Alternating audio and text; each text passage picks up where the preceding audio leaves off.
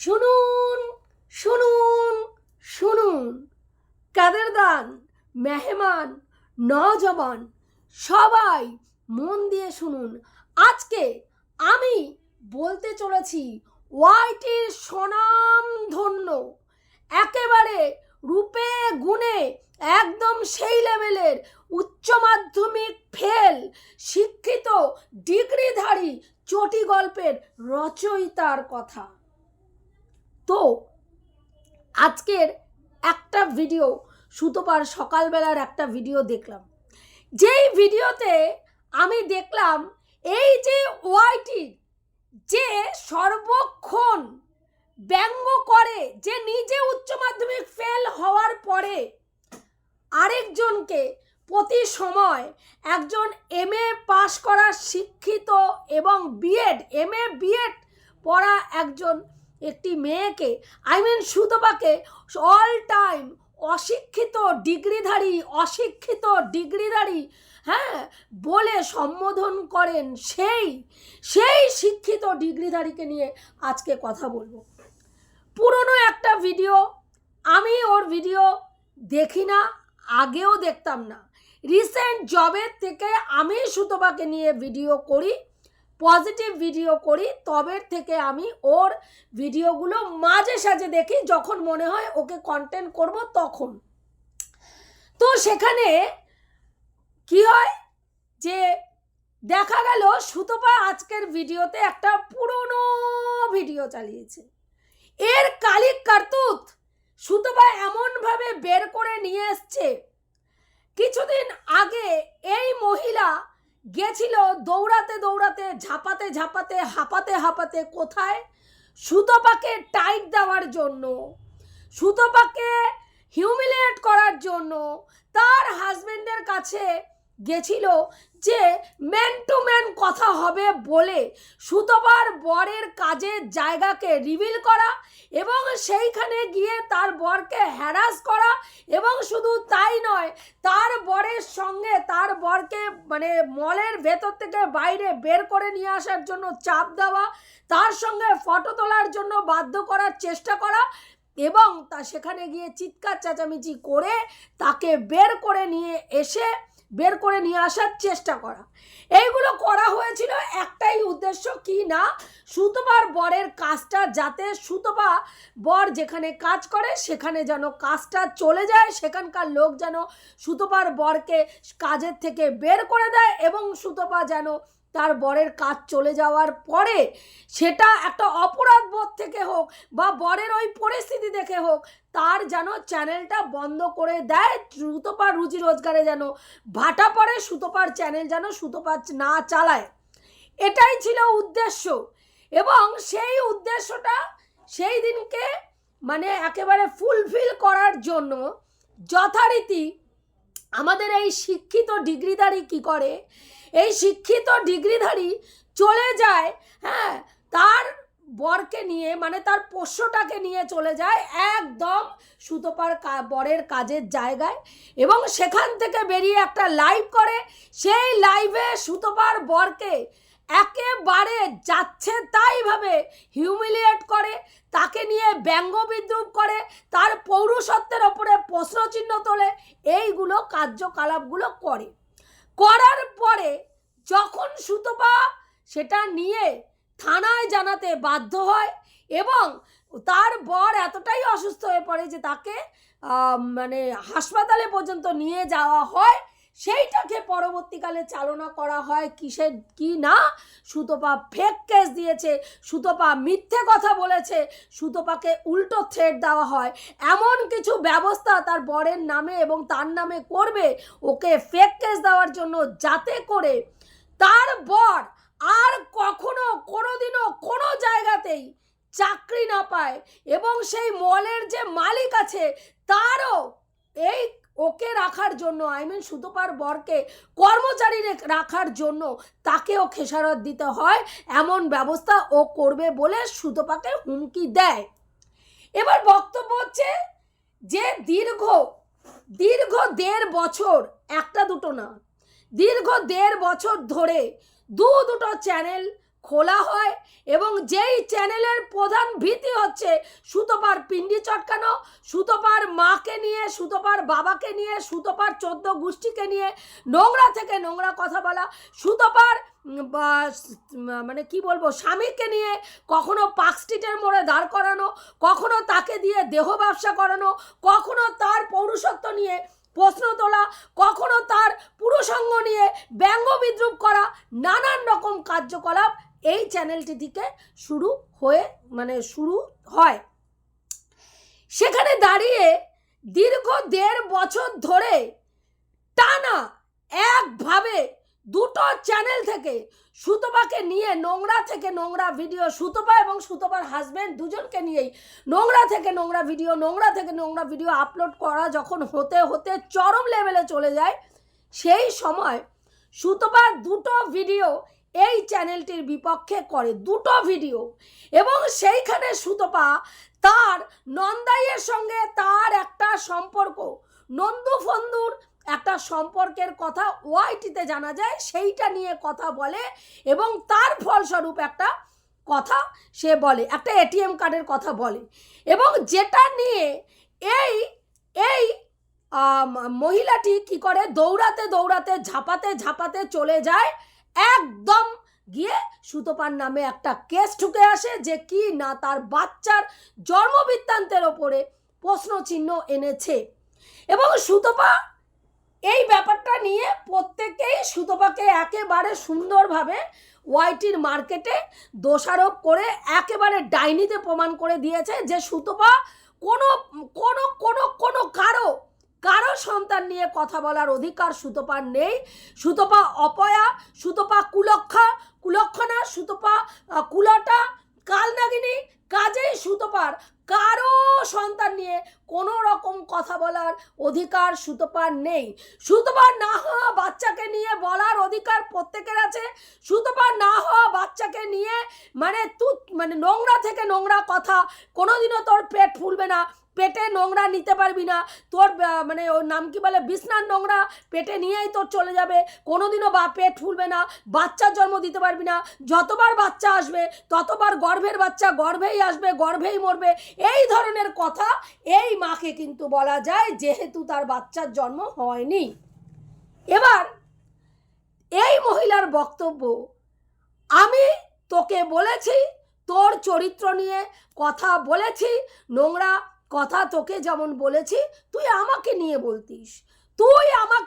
বলতিস কেন তুই আমার এটিএম কার্ডকে ধরে টানাটানি করলি, কেন করলি? সেই কারণের জন্য বড় এটিএম কিন্তু রেগে গেছে এবং বড় এটিএম বলেছে এর শেষ দেখে ছাড়বো এবং আমি সেই কারণের জন্য বড় এটিএমকে নিয়ে কিন্তু আমি তোর মলে গেছিলাম।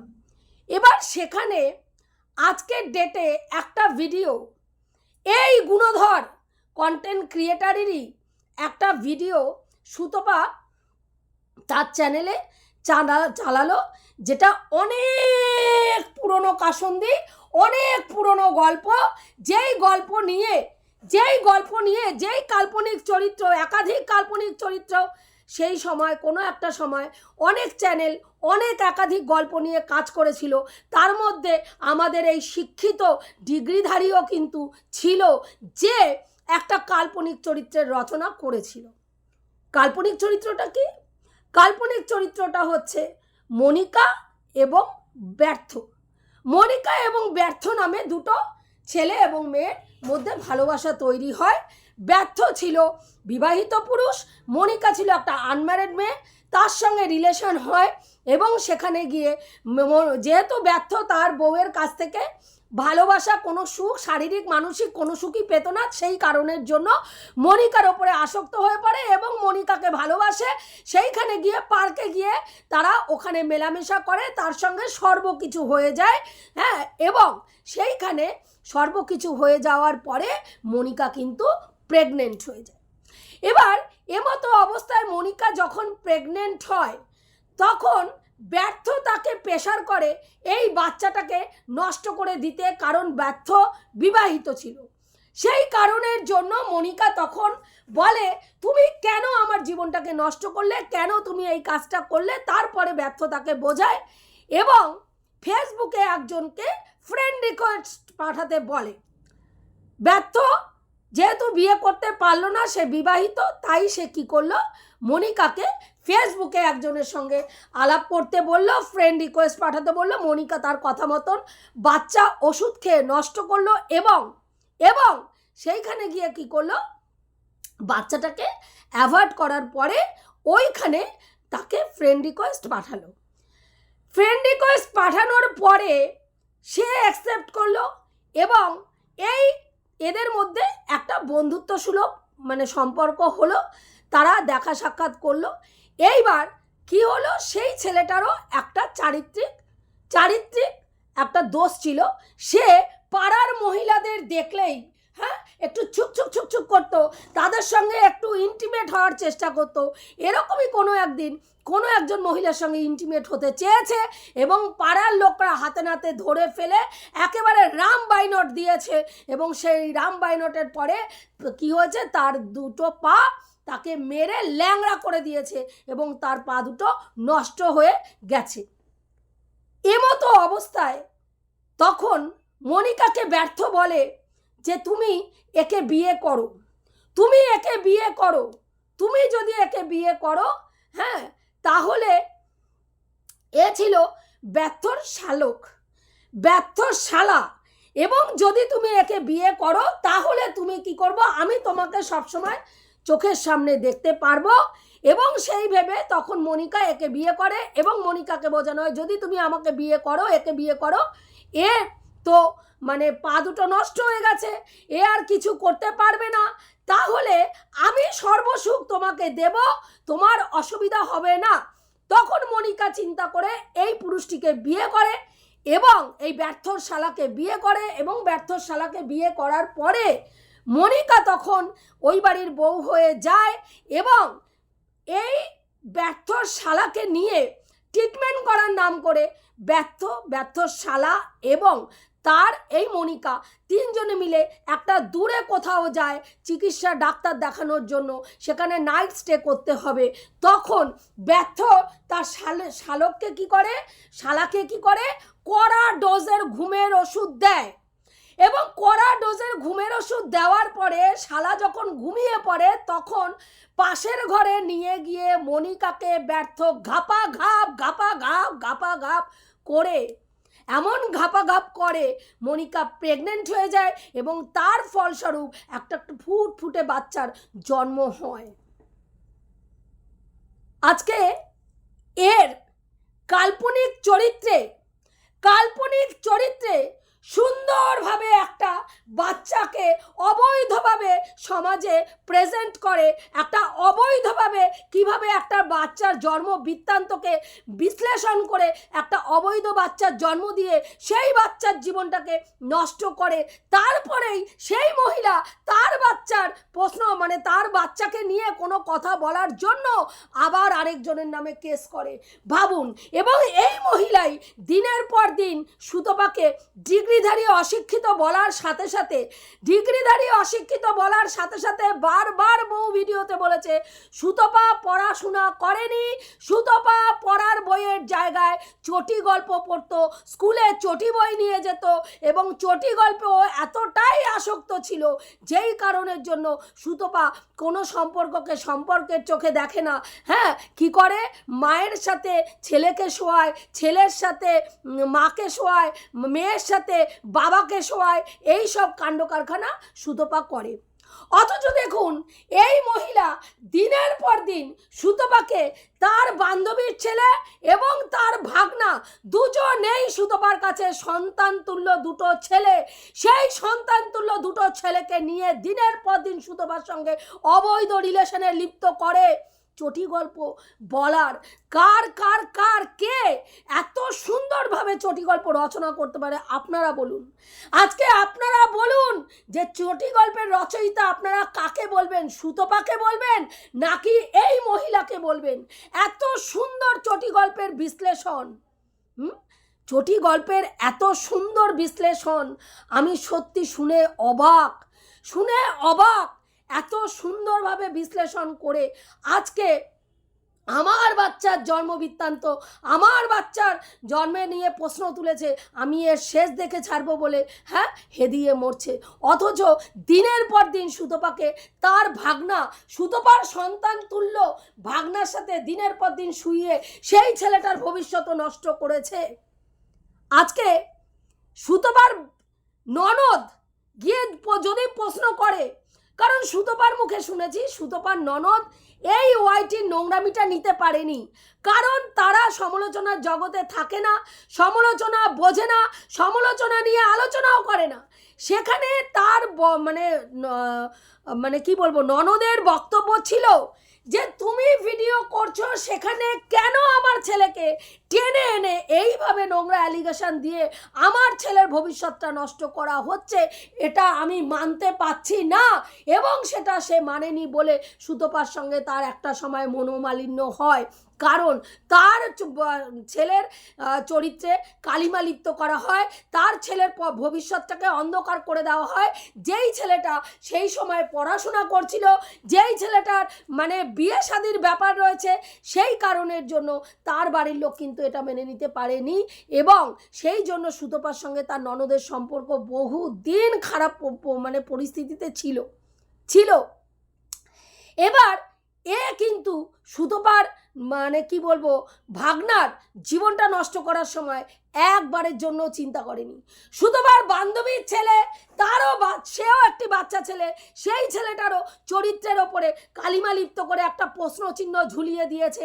সে নাকি তার মায়ের বান্ধবীর সাথে একটা অবৈধ রিলেশনে লিপ্ত ছিল, এবং সেই কারণের জন্য মানে সুতপা তার প্রতি এতটাই আকর্ষিত যে সুতপার বরের জন্মদিনে গেছে, সুতপা তার স্বামীকে কেক না খাইয়ে এক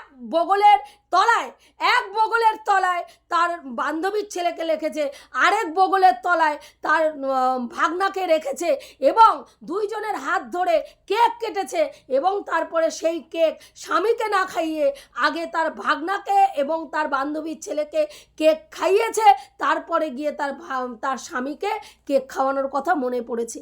এর থেকেই প্রমাণিত হয় যে সুতপা চরিত্রহীন, সুতপা এই পুরুষগুলোর সঙ্গে, এই সন্তান সম পুরুষগুলোর সঙ্গে শারীরিক সম্পর্ক করে এবং এদের সঙ্গে একটা অবৈধ রিলেশনে লিপ্ত। শুধু তাই নয়, সুতপার ভাগনা যখন চলে গেছে, সুতপা সদ্য বিবাহিত, ভালো করে শুনুন, সদ্য বিবাহিত নব যৌবনে পা দেওয়া মহিলাদের মতন, যুবতী নারীর মতন মরা কান্না জুড়ে ছিল, যে যৌবনের খিদা যখন মাথায় চড়ে যায় আর স্বামী তার থেকে দূরে যায়, তখন সেই পরিস্থিতিতে একটা নববিবাহিত স্ত্রী যেইভাবে তার স্বামীর শোকে কাতর হয়ে পড়ে, কান্না করে, সুতপা সেমভাবে কাঁদছিল যখন তার ভাগনা তাদেরকে ছেড়ে বাইরে পড়াশোনা করার জন্য বা কাজের জন্য চলে যায়। তাহলে আজকে বুঝতে পারছেন আপনারা যে চটি গল্পের রচয়িতা ওয়াইটিতে কে সব থেকে ভালো চটি গল্প রচনা করতে পারে, এবং নিজে এত সুন্দর চটি গল্প রচনা করে বলেই, অন্যকে চটি গল্পের রচয়িতা সে কোথায় গিয়ে চটি গল্প পড়তো তার বিশ্লেষণ দিতে পারে। কারণ এই মহিলা পড়াশোনার সময় পেছন পেকে এমন ঝুনা হয়ে গেছিল, পড়াশুনো কমপ্লিট করতে পারেনি, মাধ্যমিক না উচ্চ মাধ্যমিক পড়তে পড়তেই বিয়ের পিড়িতে গিয়ে বসে পড়েছে, এবং ক্লাস 4 থেকে তার একেবারে সেই লেভেলের শুরু হয়ে গেছিল আর কি, মানে অনুভূতি আর কি সেই লেভেলের জেগে গেছিল, মানে এতটাই তার মানে আবেগ আর কি ধরে রাখার মতন ছিল না তার আবেগ, সেই কারণের জন্য তারপরে কি হয়, এই ছেলেটির সঙ্গে তার ওই জন্য তার কি হয়, উচ্চ মাধ্যমিক পড়তে পড়তেই বিয়ে হয়ে যায়। ওই কারণে কোথায় কোথায় গিয়ে চটি গল্প পড়া যায়, কোন কোন স্থানে চটি গল্প পড়া নিরাপদ, এর ভিডিওতে সব থেকে ভালো আপনারা শুনতে পারবেন যে বিশ্লেষণ কোথায় গিয়ে চটি গল্প পড়া যায়। শুধু তাই নয়, যে কোনো অবৈধ রিলেশন এত সুন্দরভাবে তৈরি করতে পারে যেটা আপনারা কল্পনাতে, স্বাভাবিক চিন্তা ভাবনাতে আনতে পারবেন না, ও সেটা চিন্তা করতে পারে। কালকে চিনার মা এবং বাবা চিনার ফ্ল্যাটে গেছিল। চিনার ফ্ল্যাটে চিনার মা বাবা চিনার সঙ্গে ছিল এবং সেইখানে চিনার বৌদি আর চিনার দাদা বাড়িতে একা ছিল। ও বলল ওর মা রাত্রিটুকু হয়তো থাকবে, সকাল হতে না হতেই বাড়িতে চলে আসবে, কারণ চিনার বৌদিরও কিন্তু অল্প অল্প করে পাখা গজাচ্ছে এবং যদি এই সুযোগে চিনার বয়ফ্রেন্ড ল্যাটা ওই বাড়িতে গিয়ে মুখ মারতে পারে, হ্যাঁ সেটা হতে পারে, সেইটা কল্পনা করেই কিন্তু চিনার মা বউকে একদম একা রাখবে না এবং হন্তদন্ত হয়ে চিনার মা কিন্তু ভোর না হতেই চলে আসবে, কারণ চিনার বৌদি বাড়িতে একা রয়েছে। তার মানে দেখুন ওই নিষ্পাপ মেয়েটি যেই মেয়েটিকে এতটাই বাচ্চা এবং সে তার সংসারকে যথেষ্ট ভালোবাসে, আপনারা ওর বিয়ে হওয়া থেকে দেখছেন চিনার বৌদিকে, সেই মেয়েটার চরিত্রে অকারণে একটা দুশ্চরিত্র প্রমাণ করা হলো যে চিনার মা এবং চিনার বাবা ফ্ল্যাটে গেছে, এই সুযোগে ল্যাটা এসে চিনার বৌদির সঙ্গে ঘাপাঘাপ করতে পারে। তাহলে ভাবতে পারছেন চটি গল্পের রচয়িতা কার মস্তিষ্ক প্রসূত এত সুন্দর সুন্দর চটি গল্পের বিশ্লেষণ আপনারা শুনতে পারেন, হ্যাঁ? অথচ এই মহিলাই সুতপাকে দিনের পর দিন চটি গল্পের রচয়িতা, তুই চটি গল্প স্পেশালিস্ট, তুই চটি গল্পই পড়তিস, বই না পড়ে বই পড়ার জায়গায় চটি গল্প পড়তিস। বুঝতে পেরেছেন কি পরিস্থিতি? এরা হচ্ছে এক একজন সমাজ সংস্কারক, সমালোচনার নাম করে এরা সমাজ সংস্কার করে, এরা মানুষের চরিত্র তুলে ধরে, এরা নিরপেক্ষ কন্টেন্ট ক্রিয়েটার, নিরপেক্ষতা দেখায়, হাস্যকরের থেকেও হাস্যকর। আজকে সুতপা এত সুন্দরভাবে ওর রূপটা তুলে ধরেছে, দেখেছেন এর কর্মকাণ্ড, কেন একে বাচ্চা কোলে নিয়ে থানায় দৌড়াতে হয়েছিল, কেন এবার বুঝতে পারছেন কেন থানায় দৌড়াতে হয়েছিল, কি কারণের জন্য একে থানা পর্যন্ত টানা হয়েছিল, এর অপকর্ম কোন লেভেলে গিয়ে অপকর্ম করছিল আর আজকে বিশ্লেষণ করতে বসেছে সুতপার চরিত্রের, সুতপার কার্যকলাপের। হাস্যকরের থেকেও হাস্যকর লাগে বন্ধুরা। আমার এই সকালে সুতপার ভিডিওটা দেখে এই ভিডিওটা অতি অবশ্যই করার তোমাদের সামনে তুলে ধরার ইচ্ছা হলো। ভিডিওটা যদি ভালো লাগে লাইক কমেন্ট শেয়ার অবশ্যই করো এবং যদি তোমাদের মূল্যবান মতামত আমি ঠিক বলেছি না ভুল বলেছি অতি অবশ্যই কমেন্ট বক্সে লিখো।